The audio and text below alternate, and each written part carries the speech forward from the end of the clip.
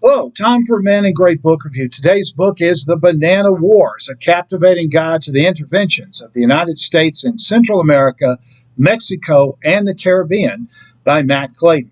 It was published in 2023 by Captivating History. The book is 120 pages. From about 1900 to 1935, the U.S. military conducted multiple invasions and occupations of countries throughout South America, Central America, and the Caribbean. Sometimes these incursions were intended to overthrow sitting governments and sometimes to preserve them from coup attempts.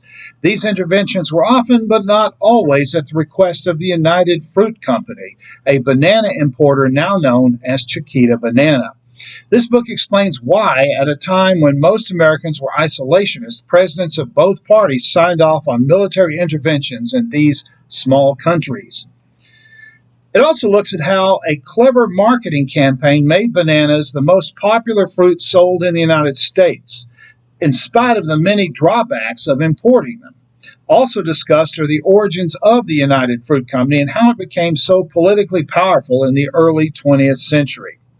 Other chapters examine the impact of the banana wars on the construction of the Panama Canal, the fight against tropical diseases, the eventual entering of the United States into World War I, and the long-term effect of relations between the United States and the countries it invaded.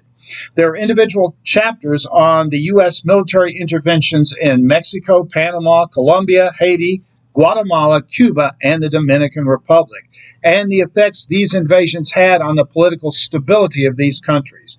Finally, there's an explanation of how and why the Banana Wars ended abruptly in the mid-1930s as World War II began to loom.